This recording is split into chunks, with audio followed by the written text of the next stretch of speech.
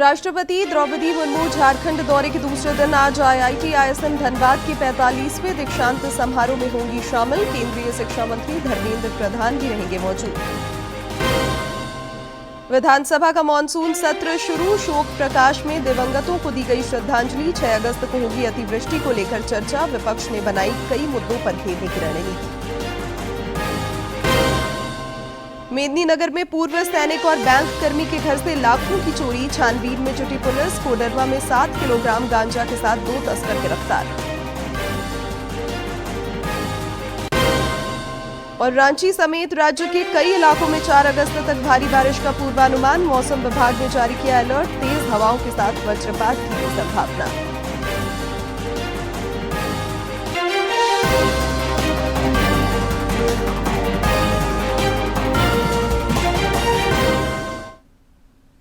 नमस्कार, खबरें झारखंड में आपका स्वागत है। मैं हूं शिवानी कुमारी और अब समाचार विस्तार से। अपने झारखंड दौरे के दूसरे दिन आज राष्ट्रपति द्रौपदी मुर्मू आईआईटी आईएसएम धनबाद के 45वें दीक्षांत समारोह में मुख्य अतिथि के तौर पर शामिल होंगी। इस दौरान राष्ट्रपति प्रेसिडेंट गोल्ड मेडल समेत 20 गोल्ड मेडलिस्ट छात्र छात्राओं को डिग्री प्रदान करेंगी। अपने शताब्दी वर्ष में प्रवेश कर रहे आईआईटी आईएसएम धनबाद के लिए यह दीक्षांत समारोह खास है। दीक्षांत समारोह में राज्यपाल संतोष कुमार गंगवार, केंद्रीय शिक्षा मंत्री धर्मेंद्र प्रधान, प्रधानमंत्री के प्रधान सचिव पीके मिश्रा, राज्य के उच्च और तकनीकी शिक्षा मंत्री सुदिव्य कुमार शामिल होंगे। प्रधानमंत्री के प्रधान सचिव पीके मिश्रा को आईआईटी आईएसएम धनबाद की ओर से डॉक्टरेट ऑफ साइंस की मानद उपाधि प्रदान की जाएगी। इससे पहले कल राष्ट्रपति देवघर एम्स के पहले दीक्षांत समारोह में शामिल हुई थी। इससे पहले कल देर शाम केंद्रीय शिक्षा मंत्री का धनबाद पहुंचने पर भाजपा कार्यकर्ताओं ने जोरदार स्वागत किया। धनबाद के किसान चौक पर स्थानीय सांसद ढुल्लू महतो और बाघमारा विधायक शत्रुघ्न महतो ने उनका स्वागत किया। इस दौरान केंद्रीय शिक्षा मंत्री ने किसानों को श्रद्धांजलि देते हुए प्रतिमा पर माल्यार्पण किया।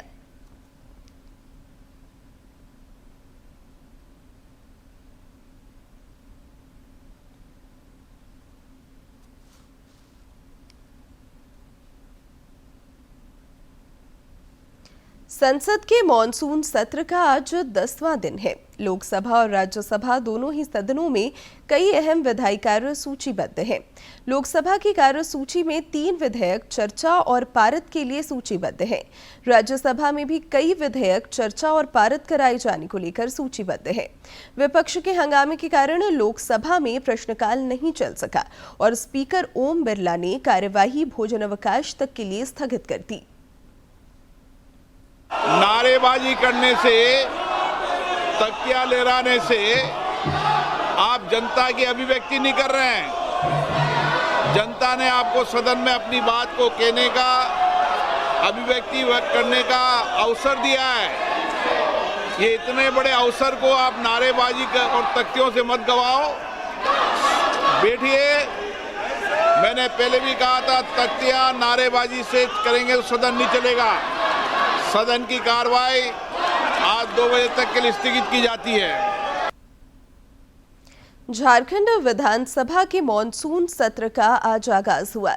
यह 7 अगस्त तक चलेगा, जिसमें 5 बैठकें होंगी। मॉनसून सत्र के दौरान सरकार अनुपूरक बजट भी लाएगी और अतिवृष्टि पर भी विशेष चर्चा होगी। सदन में आज शोक प्रकाश के दौरान दिवंगतों को श्रद्धांजलि देने के बाद कार्यवाही सोमवार सवेरे 11 बजे तक के लिए स्थगित कर दी गई। इससे पहले विधानसभा अध्यक्ष रविंद्रनाथ महतो ने अपने प्रारंभिक वक्तव्य में सभी सदस्यों को सदन की कार्यवाही के दौरान होने वाले महत्वपूर्ण प्रस्तावों की जानकारी दी। कुल 5 बैठकें हैं। प्रत्येक दिन प्रश्नकाल है तथा 7 अगस्त को गैर सरकारी संकल्प की उपस्थापित किए जाएंगे। हमें स्मरण करना चाहिए कि यह सदन लोकतंत्र की उस महान परंपरा के अंग है जिसकी नींव हमारे संविधान निर्माताओं ने रखी थी। संविधान सभा में कहा गया था कि हमने इस संविधान के द्वारा अपने देश के लोगों को एक ऐसी व्यवस्था दी है जिससे वे अपने तकदीर स्वयं लिख सके। आज हमें यह देखना है कि हमारी हर कार्रवाई, हर निर्णय और हर चर्चा इसी भावना के अनुरूप हो। इससे पहले कल शाम मुख्यमंत्री हेमंत सोरेन ने सत्ता पक्ष के विधायकों के साथ बैठक कर मॉनसून सत्र को लेकर रणनीति बनाई। बैठक में सत्ता पक्ष के सभी विधायक शामिल हुए। इस दौरान संसदीय कार्य मंत्री राधाकृष्ण किशोर ने कहा कि राज्य में अतिवृष्टि को लेकर सदन में 6 अगस्त को विशेष चर्चा होगी। उन्होंने कहा कि मॉनसून सत्र छोटा जरूर है, लेकिन जनहित में इसका भरपूर उपयोग किया जाएगा। हेमंत सोरेन जी की अध्यक्षता थी और हमारे कांग्रेस पार्टी के सह प्रभारी श्री बेला साहब भी थे। हम लोगों ने ये तय किया कि 5 दिनों का जो सत्र है उसका भरपूर हम उपयोग करें, स्टेट के इंटरेस्ट में, जनता के हित में स्वस्थ चर्चा हो। हम ये उम्मीद करते हैं कि प्रतिपक्ष पूरा सहयोग करेगा सदन को चलाने में, और हम भी एक कमिटमेंट करते हैं कि जो भी उनके प्रश्न होंगे, जो भी उनकी जिज्ञासाएं होंगी राज्य के हित में, उन जिज्ञासाओं के अनुरूप हम उन्हें उत्तर दे सकेंगे, उन्हें संतुष्ट करेंगे। मॉनसून सत्र के पहले दिन का कार्यकाल समाप्त होने के बाद दोपहर बाद प्रदेश भाजपा कार्यालय में विधायक दल की बैठक होगी। पार्टी के मुख्य सचेतक नवीन जायसवाल ने बताया कि बैठक में सदन में सरकार को घेरने की रणनीति बनाई जाएगी। उन्होंने बताया कि बैठक में कई मुद्दों की सूची बनाई जाएगी, जिसे पार्टी विधायक सदन में उठाएंगे। राज्य के मुख्य निर्वाचन पदाधिकारी के रवि कुमार ने मतदाता सूची पुनरीक्षण के पूर्व उप निर्वाचन पदाधिकारियों के साथ वीडियो कॉन्फ्रेंसिंग के जरिए बैठक की। इस दौरान उन्होंने सभी अधिकारियों से कहा कि मतदान केंद्र के विखंडन के समय अधिकारी यह ध्यान रखें कि एक ही परिवार या टोले मतदाताओं को अलग अलग मतदान केंद्रों पर न जाना पड़े। श्री कुमार ने कहा कि अलग अलग मतदान केंद्र हो जाने से मतदाताओं को काफी असुविधाओं का सामना करना पड़ता है। प्रधानमंत्री नरेंद्र मोदी की अध्यक्षता में कल हुई केंद्रीय कैबिनेट की बैठक में किसानों और रेल कनेक्टिविटी से जुड़े कई महत्वपूर्ण प्रस्तावों को मंजूरी दी गई। केंद्र सरकार किसानों के हित में एक के बाद एक कई फैसले ले रही है। गुरुवार को हुई कैबिनेट की बैठक में प्रधानमंत्री किसान संपदा योजना PMKSY के लिए 1920 करोड़ रुपए के अतिरिक्त परिव्यय सहित कुल 6,520 करोड़ रुपए के खर्च को मंजूरी दी गई है। इस मंजूरी में योजना के घटक एकीकृत शीत श्रृंखला एवं मूल्य संवर्धन अवसंरचना के अंतर्गत 50 बहुउत्पाद खाद्य विकिरण इकाइयों और 100 खाद्य परीक्षण प्रयोगशालाओं FTL की स्थापना हेतु 1,000 करोड़ रुपए भी शामिल हैं। किसानों के जीवन में परिवर्तन लाने के लिए प्रधानमंत्री श्री नरेंद्र मोदी जी ने एक के बाद इतने निर्णय लिए हैं। केवल इस तीसरी टर्म में निर्णय अगर सारे देखो तो 9 लाख करोड़ से ज्यादा के टोटल निर्णय। Decisions in the third term itself are more than worth 9 lakh crore rupees. Food processing के लिए प्रधानमंत्री कृषि संपदा योजना ये 2017 में स्टार्ट हुई थी और इसका सबसे बड़ा फोकस था जो फूड प्रोडक्शन है, उस फूड प्रोडक्शन के बाद में फूड प्रोसेसिंग पे ज़्यादा ध्यान दें। Cold storage, food processing, irradiation, laboratory में टेस्टिंग, सॉर्टिंग, पैकेजिंग करके वैल्यू एडिशन कैसे हो फूड में, उस पे सारा का सारा फोकस है इसमें, इस पूरे स्कीम पे। कैबिनेट ने साल 2025-26 से 2028-29 तक 4 वर्षों की अवधि के लिए 2,000 करोड़ रुपए के परिव्यय के साथ राष्ट्रीय सहकारी विकास निगम NCDC को अनुदान सहायता को भी मंजूरी दी है। इस फैसले से NCDC 4 वर्षों की अवधि में खुले बाजार से 20,000 करोड़ रुपए जुटा सकेगा। NCDC जो लोन देती है उस लोन में करीब 99.8% रिकवरी है, नेट NPA 0 है और 500 करोड़ रुपीस जो गवर्नमेंट की तरफ से सपोर्ट मिलेगा हर साल, 4 साल मतलब 2,000 करोड़ टोटल, तो उससे 20,000 करोड़ रुपए की फर्दर लैंडिंग कर पाएंगे। रेलवे सेक्टर को लेकर 4 अहम परियोजनाओं को कैबिनेट की मंजूरी मिली है। महाराष्ट्र, मध्य प्रदेश, पश्चिम बंगाल, बिहार, ओडिशा और झारखंड राज्यों के 13 जिलों को कवर करने वाली 4 मल्टी ट्रैकिंग परियोजनाओं को मंजूरी दी गई है, जिससे भारतीय रेलवे का मौजूदा नेटवर्क लगभग 574 किलोमीटर बढ़ जाएगा। इन परियोजनाओं में इटारसी नागपुर चौथी लाइन, औरंगाबाद यानी कि छत्रपति संभाजीनगर से परभणी दोहरीकरण, अलू आबाड़ी रोड, न्यू जलपाईगुड़ी तीसरी और चौथी लाइन, डांगो आपोसी चरोली तीसरी और चौथी लाइन शामिल है। इटारसी से नागपुर 4th लाइन बनाने का आज माननीय प्रधानमंत्री जी ने अप्रूवल दिया है। ये बहुत ही इंपॉर्टेंट प्रोजेक्ट है।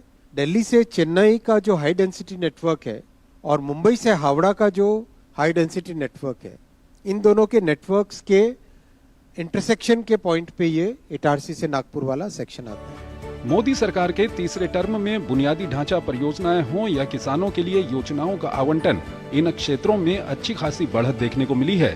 ट्रांसपोर्ट सेक्टर की क्षमता को बढ़ाने के लिए ही 4,74,000 करोड़ रुपए से अधिक की योजना को मंजूरी दी जा चुकी है।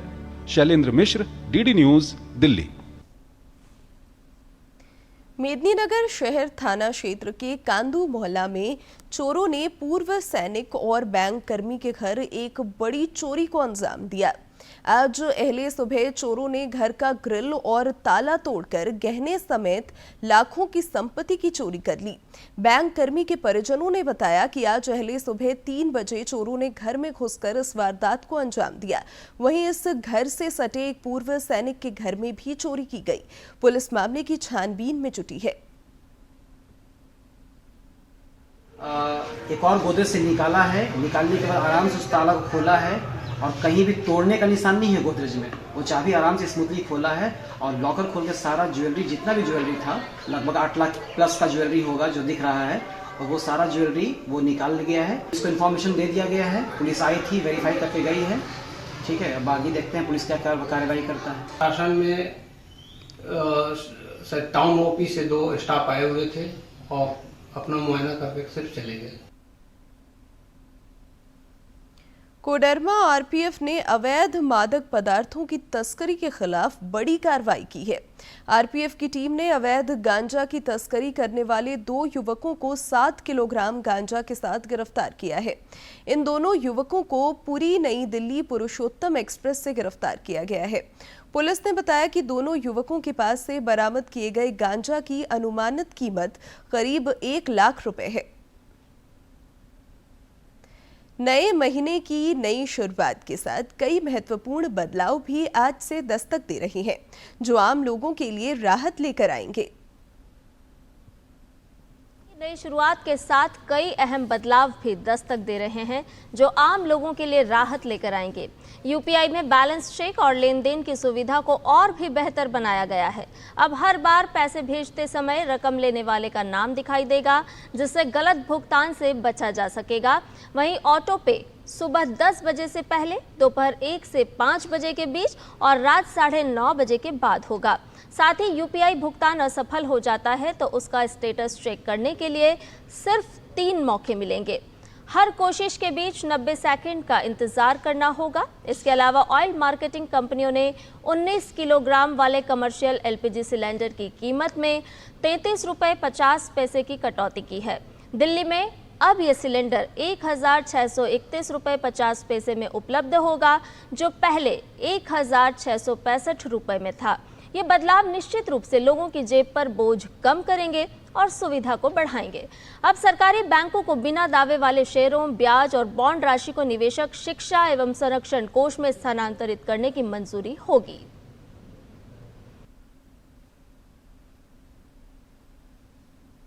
डिजिटल इंडिया अभियान से हर क्षेत्र में सकारात्मक और सुखद बदलाव आया है। दुमका के विश्व प्रसिद्ध बाबा बासुकीनाथ धाम मेला परिसर इस बार पूरी तरह से डिजिटल हो गया है। सावन के पावन महीने में दुमका के बाबा बासुकीनाथ धाम में कांवरियों की भारी भीड़ उमड़ी है। धाम पहुंचे कांवरिये पूजा सामग्री, खाने पीने और प्रसाद के दुकानों में ऑनलाइन पेमेंट का चलन अधिक दिख रहा है। दुकानदार क्यूआर कोड के माध्यम से कांवरियों से राशि प्राप्त कर रहे हैं। कांवरियों ने कहा कि कैश लेन देन के मुकाबले डिजिटल पेमेंट करना काफी आसान है। गंगा जल उठाकर मैं बाबा बैद्यनाथ धाम तक आया। इस बीच में मैंने बहुत जगह पे डिजिटल पेमेंट जैसे फोन पे, गूगल पे, पेटीएम का उपयोग किया। मतलब पहले क्या होता था, पैसे चोरी होने के काफी चांस रहते थे, पर जैसे डिजिटल पेमेंट हुआ है तो पैसे भी चोरी कम होते हैं और अपना सेफ्टी है इसके अंदर। डिजिटल लेन देन से रिश्तों को मजबूती मिली है। दुकानदारों की माने तो डिजिटल लेन देन ने ग्राहक और दुकानदार के बीच भुगतान को लेकर भरोसे का नया रिश्ता कायम किया है। उनके अधिकतर ग्राहक खाने के बाद डिजिटल पेमेंट करते हैं, जो ज्यादा सुविधाजनक है। डिजिटल पेमेंट के कारण हम लोग का बिजनेस बहुत आसान हो गया है। हम लोग को लेन देन में समस्या का सामना नहीं करना पड़ रहा है और हमको भी आसानी हो रहा है पेमेंट करने में। हम लोग को परेशानी होती थी, ये पैसा देने में पानी में भीग जाते थे, हो जाते थे। वो डिजिटल पेमेंट होने के कारण अभी वो सारे परेशानियां नहीं होते। चाहे मंदिर में दान देना हो या पुरोहित को दक्षिणा, मेले की प्रशासनिक सुविधा की जानकारी हासिल करनी हो या फिर किसी और तरीके का लेन देन, हर काम के लिए मेले में डिजिटल सेवा का खूब इस्तेमाल हो रहा है। तीर्थ पुरोहित कुंदन कुमार झा ने कहा कि बड़ी संख्या में जजमान पूजा के बाद पुरोहित को डिजिटल माध्यम से दक्षिणा देते हैं। यूपीआई पेमेंट जब से आया है, ये एक सुगम रास्ता बन गया है हम लोग को दक्षिणा देने का। कभी पहले होता था कि हम पॉकेट में रखें और कैश जो है मूल्य जो है गिर जाता था, लेकिन वैसा समस्या अब नहीं हो रहा है। अब डायरेक्ट पेमेंट होने के कारण हम लोग को बहुत ज़्यादा सुविधा हो रहा है। डिजिटल भुगतान ने बासुकीनाथ धाम श्रावणी मेले को हाईटेक बना दिया है। मौजूदा समय में विभिन्न तरह की सेवाओं को डिजिटल माध्यम से जन जन तक पहुंचाया जा रहा है। डिजिटल लेन देन से जहां एक और कारोबार बढ़ा है, वहीं इससे ग्राहकों को भी काफी सहूलियत हो रही है। डीडी न्यूज के लिए दुमका से आरके नीरद की रिपोर्ट। मॉनसून की अच्छी बारिश होने से बोकारो जिले के किसानों में खुशी देखी जा रही है। कृषि कार्य में जुटे अन्नदाताओं को प्रधानमंत्री किसान सम्मान निधि योजना से संबल मिल रहा है। इधर राज्य सरकार की अनदेखी से अन्नदाता नाराज दिख रहे हैं। राज्य में अच्छी मानसूनी बारिश से बोकारो के किसान खासे खुश हैं। प्रधानमंत्री किसान सम्मान निधि योजना का नियमित रूप से लाभ मिलने पर उनकी खुशी दोगुनी हो गई है। पीएम किसान निधि से हम लोग को 6,000 रुपये 2,000 रुपया करके 3 किस्त में 6,000 रुपये मिलता है। उसी में हम लोग अपना खाद बीज वगैरह हम लोग लेते हैं, उसी से हम लोग खेती और करते हैं। अच्छा इस साल बारिश हुई है भगवान की कृपा से। वहीं किसान अजय मुर्मू राज्य सरकार की कार्यशैली से खासा नाराज नजर आ रहे हैं। इनका कहना है कि राज्य सरकार की ओर से खाद और बीज समय पर मिलता तो उपज में थोड़ी और बढ़ोतरी होती। बारिश अच्छा दिया है। अभी हम लोग खेती बाड़ी कर रहे हैं। यूरिया DAP सब बीज हम लोग को नहीं मिलता है। जरडी प्रखंड के किसान राजेश मुर्मू भी राज्य सरकार से बेहद नाराज दिख रहे हैं। उन्होंने कहा कि इस बार किसान पर भगवान की कृपा बनी हुई है, लेकिन पैसों के अभाव में आवश्यकता अनुसार खाद और बीज की व्यवस्था नहीं हो पाई है। उन्होंने कहा कि राज्य सरकार की ओर से कृषि संबंधित आवश्यकताओं को पूरा किया जाता तो उत्पादन में बढ़ोतरी हो जाती। और सरकार से कुछ मिलता नहीं है खाद वगैरह। इस बार बारिश हुई है तो कुछ अच्छा ही होगा, मतलब सरकार तरफ से और अच्छा कुछ सामान वगैरह मिलता तो बढ़िया से खेती वगैरह होता है। वहीं भाजपा किसान मोर्चा के प्रदेश महामंत्री अर्जुन सिंह की माने तो अच्छी बारिश से किसान उत्साहित हैं। प्रधानमंत्री किसान सम्मान निधि के लाभुक किसान संसाधन जुटाकर कृषि कार्य कर रहे हैं। किसानों को राज्य सरकार से काफी उम्मीदें थीं, लेकिन राज्य सरकार की ओर से खाद बीज न मिलने से वे उदासीन हैं। अगर इस राज्य में झारखंड प्रदेश में रघुवर दास की सरकार में जैसे मुख्यमंत्री आशीर्वाद योजना चल रहा था किसानों के लिए, अगर वो चालू हो जाता तो किसान और खेती करते हैं, क्योंकि न तो खाद समय पे मिलता है झारखंड में, न बीज मिलता है। प्रधानमंत्री किसान सम्मान निधि योजना का लाभ मिलने से एक ओर जहां किसानों को आर्थिक संबल मिला है, वहीं राज्य सरकार से अपेक्षित सहयोग न मिलने के कारण अन्नदाता निराश हैं।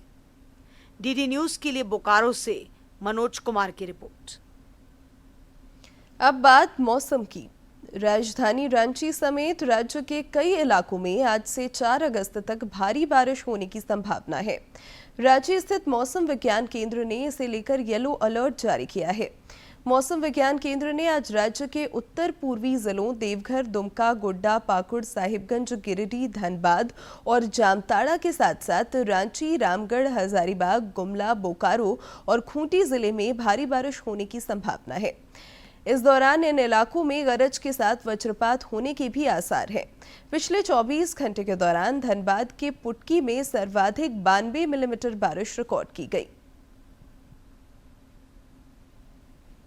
केंद्रीय शिक्षा मंत्री धर्मेंद्र प्रधान आईआईटी आईएसएम के दीक्षांत समारोह में शामिल होने के लिए धनबाद पहुंचे हैं। धनबाद में डीडी न्यूज से खास बातचीत में उन्होंने कहा कि आईआईटी आईएसएम का देश के ऊर्जा और खनन क्षेत्र में बड़ा योगदान है।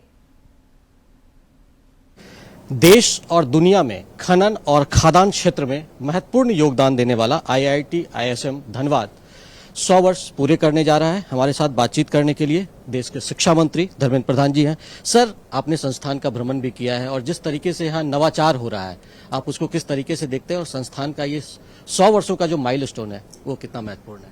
मैंने सुबह आईएसएम धनबाद, आईआईटी धनबाद के द्वारा जो सारे माइनिंग सेक्टर में आधुनिक टेक्नोलॉजी के साथ लैबोरेटरी सब बनाई गई है, उसको देखने का मेरे को अवसर मिला।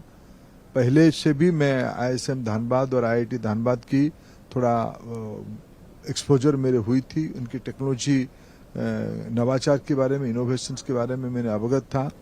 उसको प्रत्यक्ष आज किस लेवल की फैकल्टी, किस लेवल की स्टूडेंट, रिसर्चर उसमें काम कर रहे हैं, उनके साथ रूबरू होने का एक अवसर मिला।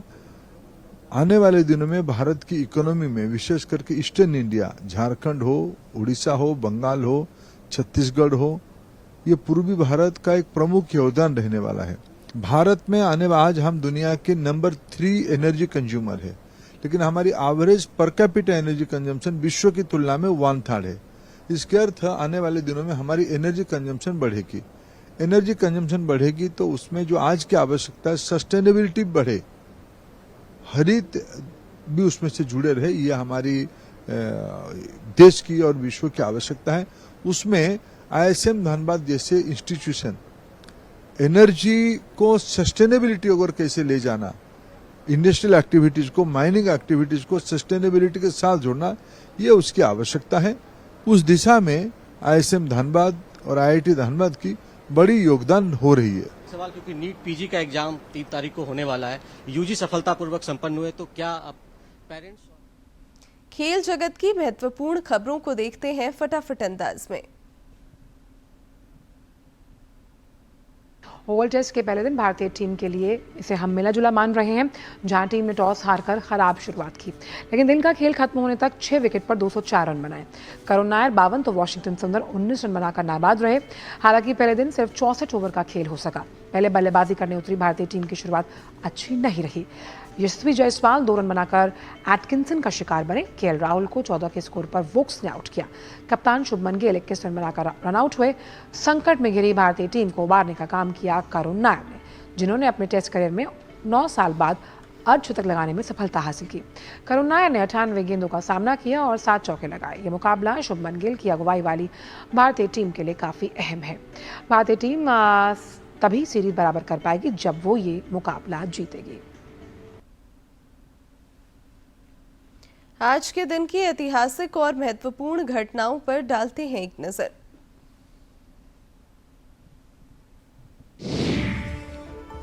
एक अगस्त साल 1882 को पुरुषोत्तम दास टंडन का जन्म इलाहाबाद यानी आज के प्रयागराज में हुआ था।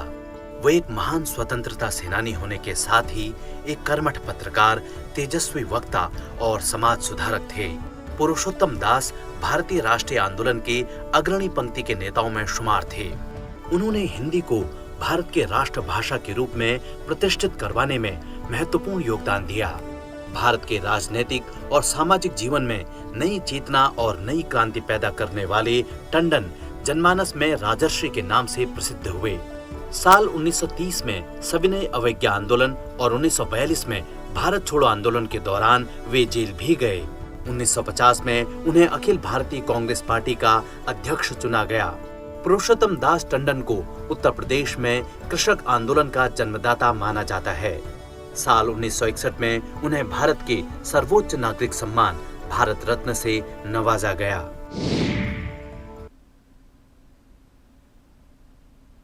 दूरदर्शन झारखंड पर पल पल की खबरों से जुड़े रहने के लिए आप हमारे social media platform x, Facebook, Instagram और यूट्यूब से जुड़ सकते हैं, क्योंकि खबरों से जितना बाखबर रहना जरूरी है, उससे ज्यादा जरूरी है सटीक, संतुलित और निष्पक्ष समाचार। हमारा एक्स हैंडल है @DD News Ranchi, Facebook page है DD News झारखंड और इंस्टाग्राम अकाउंट है DD News झारखंड। आप हमें YouTube channel Jharkhand DD News पर भी देख और सुन सकते हैं। और अब अंत में मुख्य समाचार एक बार फिर।